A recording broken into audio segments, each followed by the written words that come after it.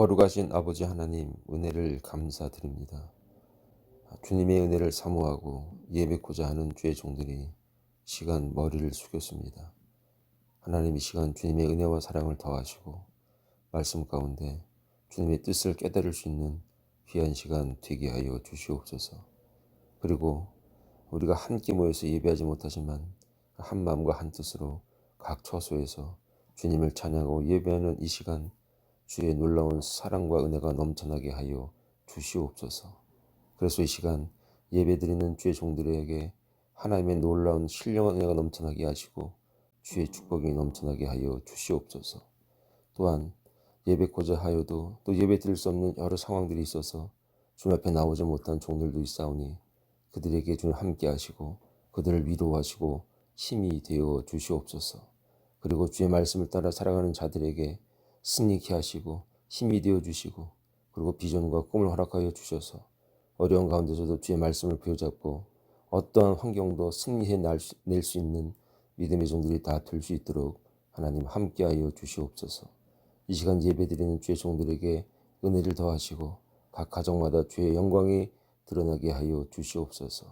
이 시간 주 앞에 드리는 예배가 신령과 진정으로 드리는 예배가 되게 하시고 주의 말씀을 따라서 우리 삶이 변화받고 믿음이 회복될 수 있는 복된 시간 되어지게 하여 주시옵소서.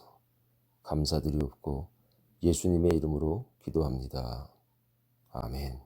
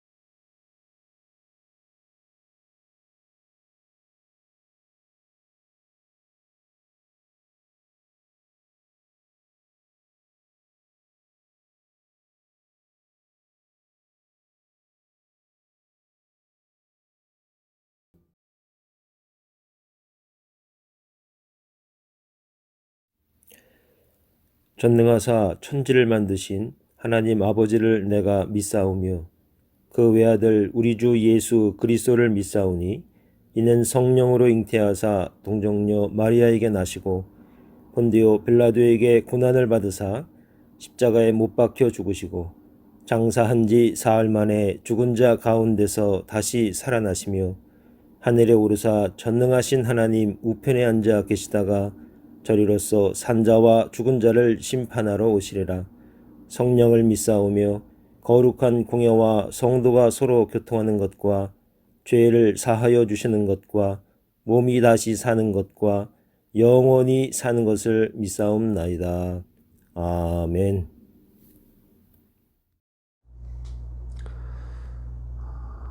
오늘 우리에게 주신 하나님의 말씀은 출애굽기 24장 12절부터 18절까지의 말씀입니다. 우리 다 같이 함께 보도록 하겠습니다. 여호와께서 모세에게 이르시되 너는 산에 올라 내게로 와서 거기 있으라. 내가 그들을 가르치도록 내가 율법과 계명을 친히 기록한 돌판을 내게 주리라. 모세가 그의 부하 여호수아와 함께 일어나 모세가 하나님의 산으로 올라가며 장로들에게 이르되 너희는 여기서 우리가 너희에게로 돌아오기까지 기다리라. 아론과 훌이 너희와 함께 하리니 무릇 일이 있는 자는 그들에게로 나아갈지니라 하고 모세가 산에 오르매 구름이 산을 가리며 여호와의 영광이 시내산 위에 머무르고 구름이 엿새 동안 산을 가리더니 일곱째 날에 여호와께서 구름 가운데서 모세를 부르시니라. 산 위에 여호와의 영광이 이스라엘 자손의 눈에 맹렬한 불같이 보였고 모세는 구름 속으로 들어가서 산 위에 올랐으며 모세가 40일 40야를 산에 있으니라. 아멘. 이것은 하나님 말씀입니다. 안녕하세요. 김홍기 목사입니다. 5월 마지막 주일을 맞이해서 우리가 이처럼 또 함께 예배를 드리게 됨을 하나님께 감사를 드립니다. 코로나 바이러스 사태는 뭐 계속 진행이 되고 있고 앞으로도 이 사태가 언제 어떻게 끝날지 모르겠습니다. 백신이 개발이 되고 있고 그리고 연구 중이고 또 많은 또 투자가 있는 것 같습니다. 이럴 때일수록 주의 종들이 또 하나님의 백성들이 정말 위에서 기도할 수 있는 또 기도의 자리에서 또 하나님의 뜻을 이뤄낼 수 있는 그런 은혜가 있기를 좀 바라겠습니다. 오늘 말씀은 모세와 십계명이라는 제목으로 하나님 말씀을 전해드리겠습니다. 본문의 말씀은 출애굽기 24장 12절에서 18절 말씀을 통해서 하나님의 말씀을 한번 나누겠습니다. 여러 가지 숫자가 많이 있지만 성경에서 가장 많이 나오는 숫자들 중에 하나가 무엇이냐면 10 그리고 십계명이라는 겁니다.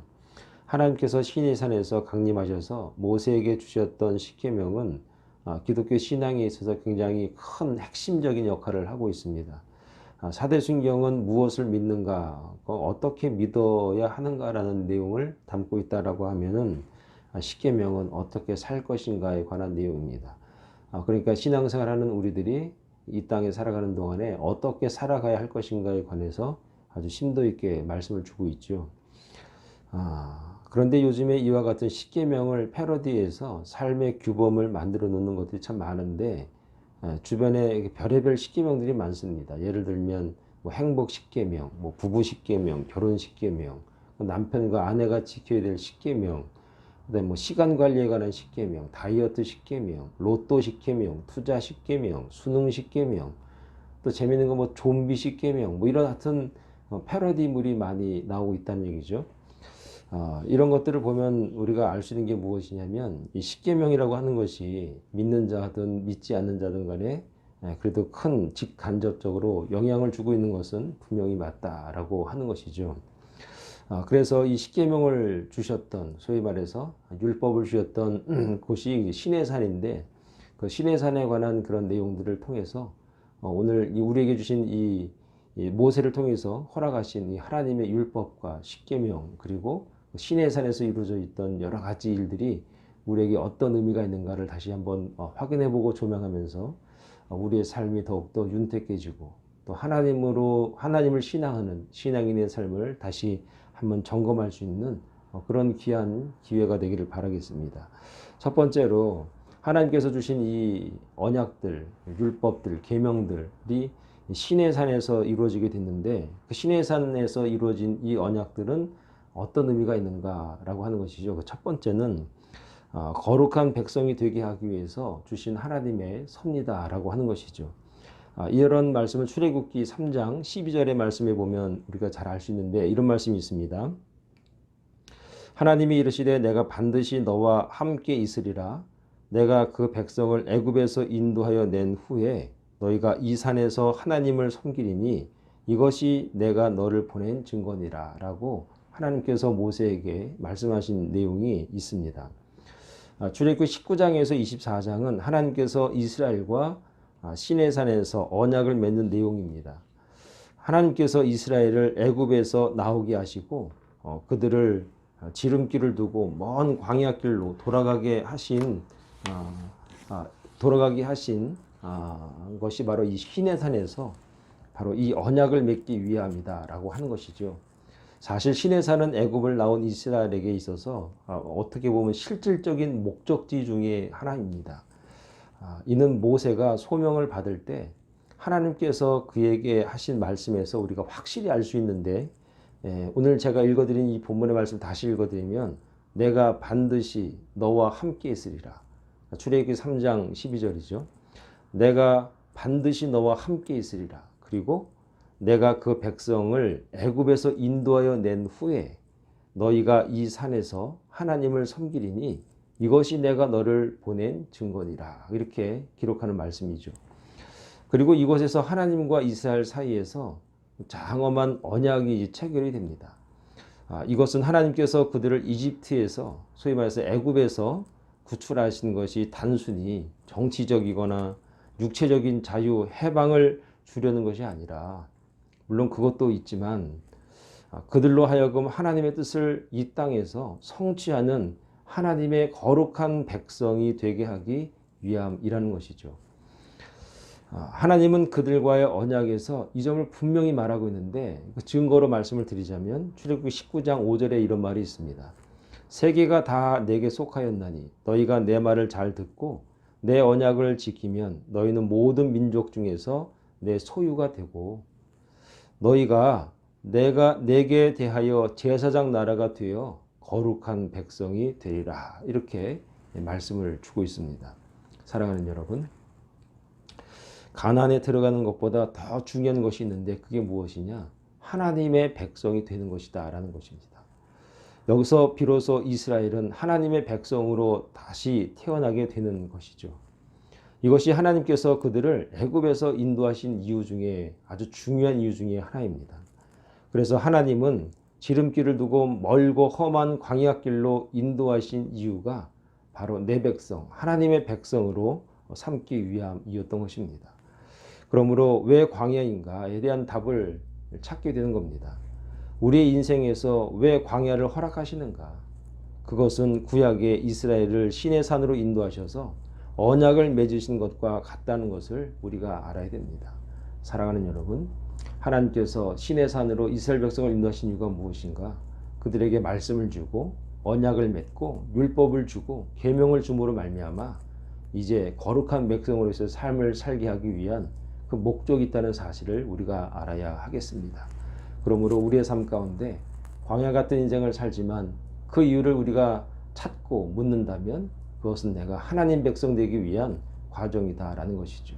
이 시절 우리가 겪고 있는 여러 가지 어려움과 답답함이 있는데 그것은 바로 하나님께서 나를 사랑하시고 나와 언약을 맺으시고 자기 백성 삼기 위한 그 첫 번째 목적이라는 사실을 믿고 이 말씀의 힘과 위로를 받을 수 있는 그런 주의 종들 되길 바라겠습니다.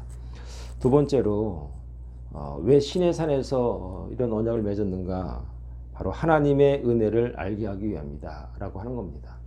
자, 출애굽기 19장 4절의 말씀을 좀 읽어드리면 이렇습니다. 내가 애굽 사람에게 어떻게 행하였음과 내가 어떻게 독수리 날개로 너희를 업어 내게로 인도하였음을 너희가 보았느니라. 이런 말씀이 있습니다. 그렇다면 그렇게 중요한 하나님과의 언약이 왜 광야 한 복판에서 맺어졌을까 하는 것이죠. 왜 그렇게 광야에서 그런 언약을 맺느냐 하는 것입니다. 중요한 것은 내용이니까 아무 곳에서라도 언약식을 가지면 그만인데 왜 굳이 시내산을 택한 이유가 무엇이냐? 왜 굳이 시내산까지 가야 하느냐? 왜 그 위험을 무릅쓰고 죽음을 무릅쓰고 왜 거기까지 가느냐 하는 것이죠. 여기엔 중요한 신앙적인 의미가 있다는 사실을 좀 한번 우리가 생각하고 넘어가야 됩니다. 이스라엘이 애굽으로부터 구원받은 것은 하나님의 주도로 이루어진 전적인 하나님의 역사입니다. 홍해를 건너고 지난 몇 개월 동안, 수개월 동안 광야를 거쳐서 시내산에 도착한 것도 하나님의 은혜가 아닙니까? 자신들이 이렇게까지 될 거라고는 아마 상상도 못했을 겁니다. 그래서 오늘 제가 읽어드린 출애굽기 19장 4절의 말씀을 다시 보면 내가 애굽 사람에게 어떻게 행하였음과 내가 어떻게 독수리 날개로 너희를 업어 내게로 인도하였음을 너희가 보았느니라. 이런 말이 있습니다. 그들은 하나님께서 이루시는 일을 가만히 서서 지켜보고만 있었다는 것이죠. 그들이 여기서 하나님과 언약을 맺은 것도 바로 이런 모습의 연장선에서 우리가 생각할 수가 있는 겁니다. 사랑하는 여러분, 시내산은 사막의 중심에 자리 잡고 있습니다.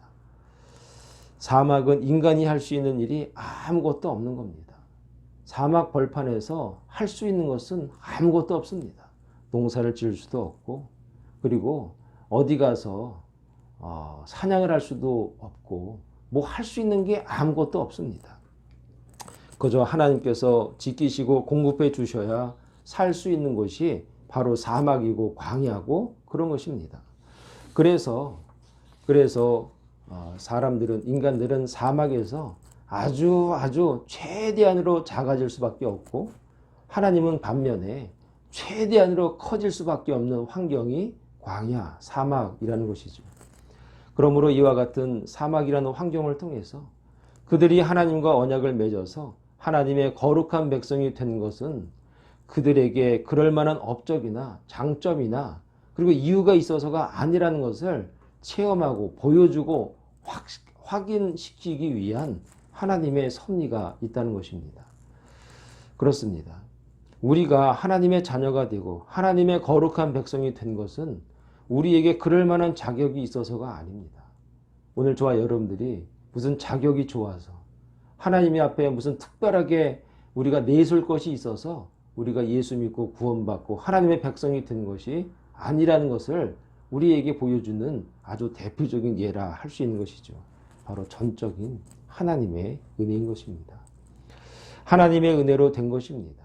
동시에 자신을 최대한으로 비우면 하나님이 최대한으로 그 자리를 대신해서 채워줄 수 있다는 것을 이 광야 생활을 통해서 시내산에서 언약을 맺는 그 과정 속에서 이스라엘 백성들이 알게 되는 것이죠.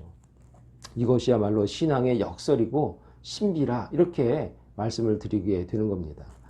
하나님께서 때때로 우리에게 광야를 허락하신 이유가 무엇일까?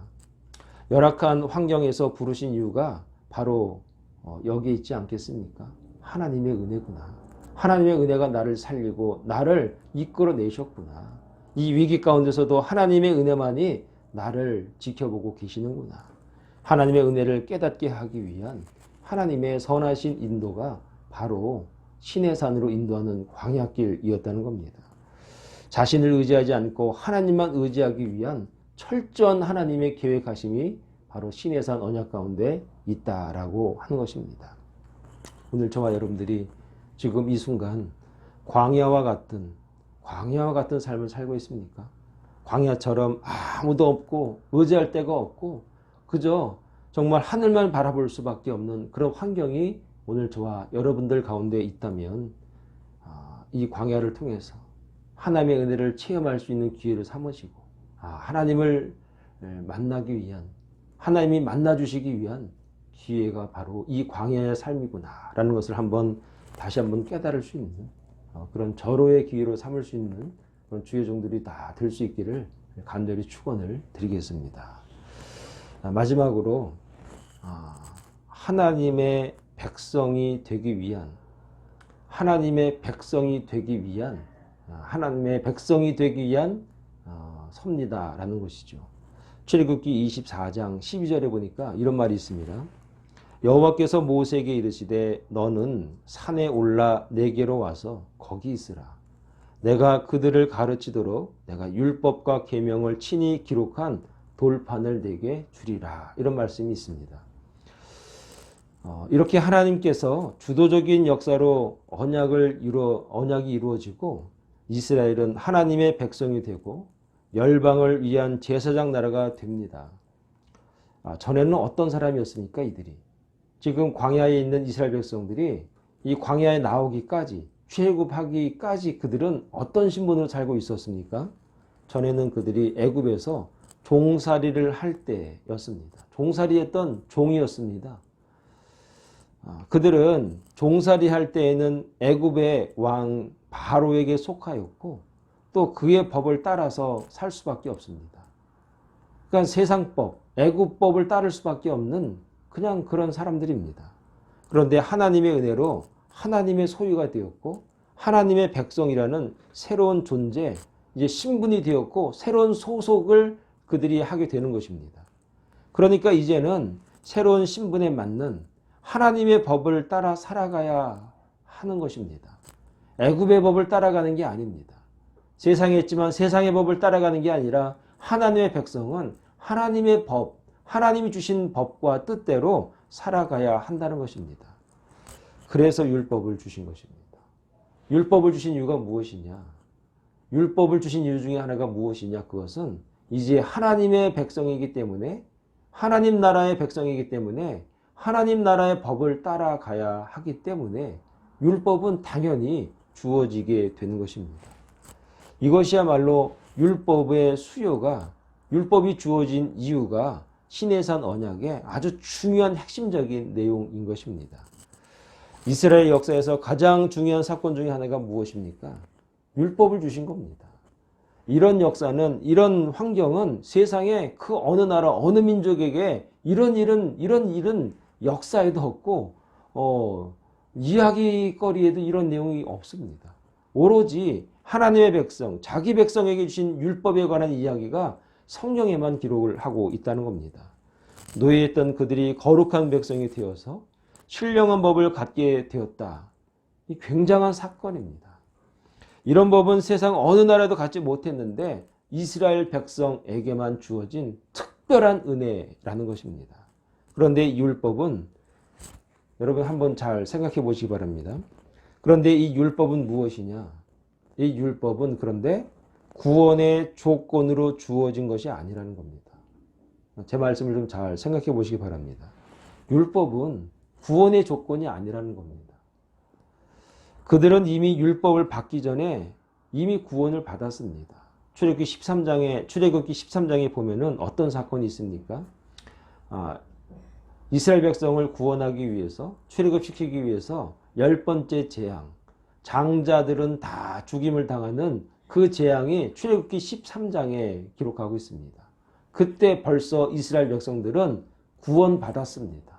하나님의 백성이기 때문에 죽임을 당하지 않고 구원받았습니다. 문설주에 있는 피, 문설주에 발라지는 피를 보고 죽음의 영들이 다 넘어갔습니다. 유월했습니다. 구원받았습니다. 하나님의 소유 거룩한 백성이 되었기 때문에 이제 이 율법이 주어진 이유는 무엇이냐? 구원받기 위해서, 구원을 위해서 주신 그런 법이 아니고 무엇을 위해서 주어진가? 그것은 이 율법은 하나님의 백성이 되기 위한 조건이 아니라 하나님의 백성답게 살라고 준 하나님의 법입니다. 사랑하는 여러분, 십계명은 서문에 이렇게 기록하고 있습니다.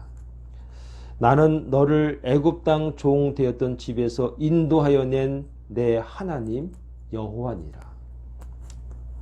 이 법을 따라 살 때 하나님의 백성이라는 새로운 신분에 맞는 거룩한 백성이, 거룩한 생활이 가능해지고 세상을 향해서 거룩한 제사장 나라로서의 사명을 감당할 수 있기 때문에 하나님께서 이스라엘 백성들에게 주신 법입니다. 사랑하는 여러분, 구원받기 위해서 율법을 지키는 것이 아닌 것입니다. 복을 받기 위해서 율법을 지키는 것이 아닙니다. 나에게 이런 일이 생길 것 같아서 율법을 지키고 하나님의 말씀을 듣고 예배를 드리고 교회에 출석하는 게 아니라 이제 구원받았기 때문에, 구원받은 백성이기 때문에 이제 하나님의 백성답게 살기 위해서, 하나님의 백성다운 삶을 살아내기 위해서 오늘 우리가 하나님의 말씀을, 이 율법을, 이 계명을 우리의 삶 가운데 실천을 해야 하는 것입니다. 사랑하는 여러분, 모세에 관한 이야기들이 참 많습니다. 율법에 관한 이야기가 참 많습니다. 그리고 시내산 언약을 통해서 이스라엘 백성에게 주어져 있던 이 율법책, 이 계명들은 오늘 우리에게 무엇이냐라고 하는 질문들이 굉장히 많습니다. 그것은 우리를 구원하기 위해서 구원을 목적으로 주신 것이 아니라 구원받은 백성에게 이제 구원받은 백성처럼 구원받은 백성다운 삶을 위해서 주신 하나님의 놀라운 사랑이요, 놀라운 섭리를 우리에게 주신 것입니다. 이제 저와 여러분들이 신앙생활을 하시면서 어떤 마음과 어떤 자세로 우리가 신앙생활을 해야 되는가? 구원받기 위해서, 내가 이제 정말 하나님의 나라 가기 위해서가 아니라 이제 내가 구원받았으니 이제 이 말씀을 통해서 내가 이 세상에서 하나님의 백성답게 살기 위해서 내가 말씀대로 살겠습니다. 말씀에 순종하겠습니다. 말씀을 따라서 이제 주님의 자녀답게 고난이 다가와도, 어려움이 다가와도, 광야 같은 삶이 나에게 다가온다고 하더라도 내가 그 가운데서도 하나님의 백성다움을 드러낼 수 있는 신실하고 당당하고 멋지고 활기 있고 힘 있고 능력 있는 그런 주의 종들의 삶을 살아갈 수 있는 그런 사랑의 동산교회 성도들이 다 될 수 있기를 간절히 축원을 드리겠습니다. 기도하겠습니다. 거룩하신 아버지 하나님, 은혜를 감사합니다. 시내산 언약을 통해서 이스라엘 백성에게 율법을 주시고 계명을 주시고 또한 그 계명을 통해서 이제 구원받은 백성이 이 세상에서 어떻게 살아가야 하는지, 하나님의 백성은 어떤 모습이어야 하는지를 우리에게 보여주셨습니다. 오늘 우리가 이 말씀을 통해서 내가 이제 하나님의 백성답게 살기 위해서 이제 이 말씀을 어떻게 내 삶으로 적용시키고 드러낼 수 있는가를 고민하고 생각할 수 있는 믿음의 종들이 되어지게 하여 주시옵소서. 그러므로 이제 정말 그 하나님의 은혜가 놀랍고 크기 때문에 율법이 있고 말씀이 있는 백성답게 세상에서 승리하고 힘이 있고 용기 있고 활기 있고 그리고 기쁨으로 살아갈 수 있는 믿음의 종들이 될 수 있도록 하나님 역사하시고 축복하여 주시옵소서. 감사드리옵고 예수님의 이름으로 기도합니다. 아멘.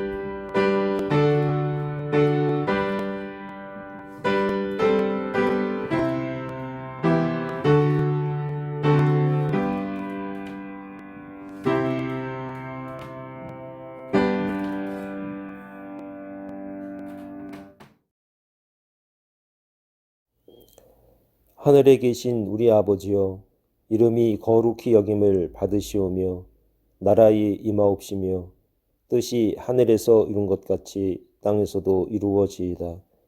오늘날 우리에게 일용할 양식을 주옵시고 우리가 우리에게 죄 지은 자를 사하여 준 것 같이 우리 죄를 사하여 주옵시고 우리를 시험에 들게 하지 마옵시고 다만 악에서 구하옵소서. 대개 나라와 권세와 영광이 아버지께 영원히 있사옵나이다. 아멘.